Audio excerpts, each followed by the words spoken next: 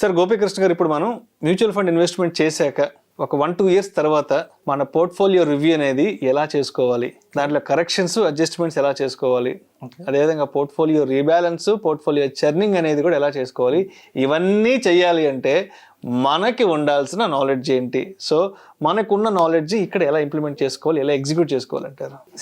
మనం portfolio review చేసినప్పుడు 3 things మనం చూసుకోవాలి. ఒకటి డూప్లికేషన్, నా పోర్ట్ఫోలియోలో ఎక్కడైనా డూప్లికేషన్ ఉందా లేదా అని, దాన్నే మనం ఓవర్లాప్ అంటాం simply speaking.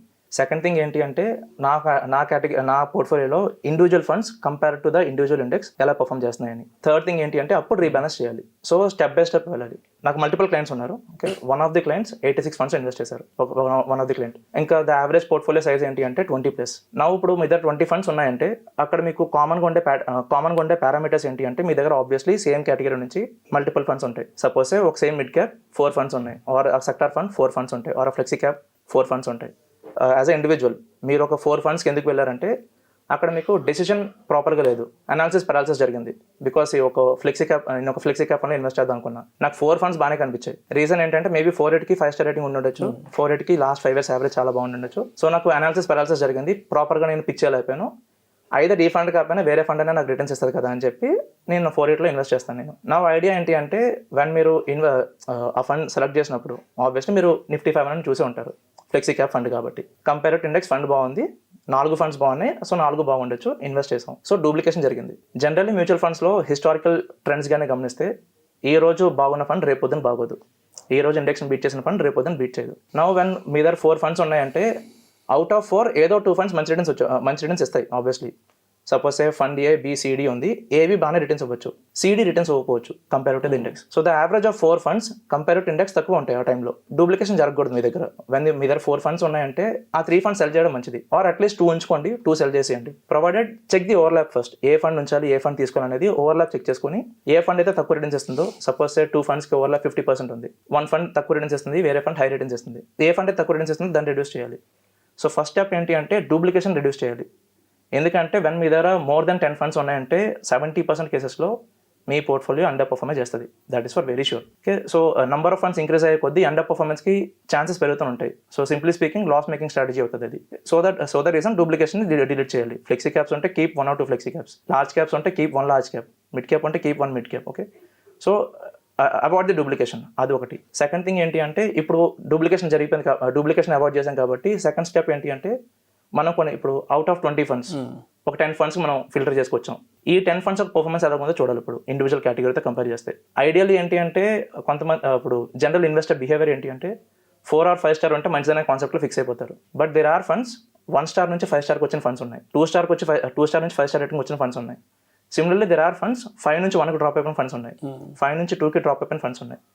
So star ratings అనేవి ఏంటి అంటే ఫండ్ రిటర్న్స్ బట్టి డిరైవ్ చేస్తారు, రేటింగ్స్ బట్టి రిటర్న్స్ అనేవి డిరైవ్ అవ్వవు. సో మీరు రివ్యూ చేసుకున్నప్పుడు లేదా రిటర్న్స్ చూస్తున్నప్పుడు జస్ట్ బికాస్ రేటింగ్ బాగాలేదని చెప్పి మీరు ఫండ్ సెల్ చేయకూడదు. Okay, for examples Motilal mid cap fund ఉంది, యాజ్ ఆన్ టుడే దానికి 5 స్టార్ రేటింగ్ ఉంది, బట్ 2 years బ్యాక్ దానికి అరౌండ్ 22లో దానికి 5 స్టార్ రేటింగ్ లేదు. సో అప్పుడేమన్నా దాన్ని ఐడెంటిఫై చేయగలిగితే రిటర్న్స్ చాలా ఎక్కువ ఉండేవి, right?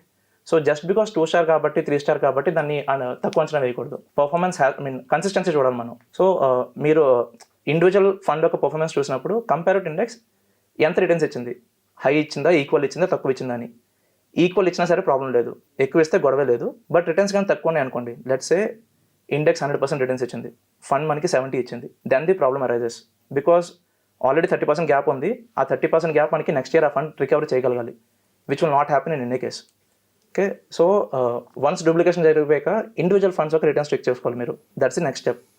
Individual funds returns check చేసుకున్నప్పుడు మీకు అక్కడ ఆబ్వియస్లీ ఏదో ఫండ్ మీకు బాగాలేదని అర్థమవుతుంది, ఇర్రెస్పెక్ట్ of the star rating. Even 5 star rating fund అయినా సరే బాగోపోవచ్చు.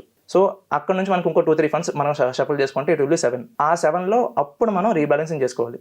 Now ideal thing as a investor, rebalancing అంటే ఫండ్ సెల్ కొట్టేద్దాం, ఫండ్ సెల్లింగ్ అనేది రీబ్యాలెన్సింగ్ ఒక పాయింట్ ఆఫ్ వ్యూ ఉంటుంది. But rebalancing does not mean selling the funds, or rebalancing does not mean adding the funds. For example ఇప్పుడు మనం అనుకున్న కేసులో 7 funds వచ్చాయి, రైట్? ఈ 7 ఫండ్స్లో నేను రివ్యూ చేస్తున్నాను. ఇప్పుడు 1 year అయింది, నా పోర్ట్ఫోలియో నేను రివ్యూ చేసుకుంటున్నాను as individual or as advisor, no matter what, direct ఫండా రెగ్యులర్ ఫండా, నో మ్యాటర్ వాట్. ఓకే, నేను రీబ్యాలెన్సింగ్ కూర్చున్నా, దట్ ఎలా రీబ్యాలెన్స్ చేద్దాం ఏంటి అని. ఆ టైం పీరియడ్కి ఏదో ఒక ఫండ్ రన్నింగ్లో ఉంది, డస్ నాట్ మీన్ అది నేను యాడ్ చేయాలని. ఒక కొత్త ఫండ్ మన పోర్ట్ఫోలియోకి ఎప్పుడు రావాలంటే మన పోర్ట్ఫోలియోలో ఏదైనా ఫండ్ బాగాలేకపోతే రావాలి. లేదంటే అవసరం లేదు. అగైన్ ఈ ఎంటైర్ పోర్ట్ఫోలియోలో మనం ఏం చేయాలంటే రీబ్యాలెన్సింగ్ ఏం జరగాలంటే అసెట్ అలొకేషన్ మార్చుకోవాలి. ఫర్ ఎగ్జాంపుల్ మన దగ్గర లార్జ్ ఉంది, మిడ్ ఉంది, స్మాల్ ఉంది, సెక్టర్ ఉంది, ఫ్లెక్సీ ఉంది.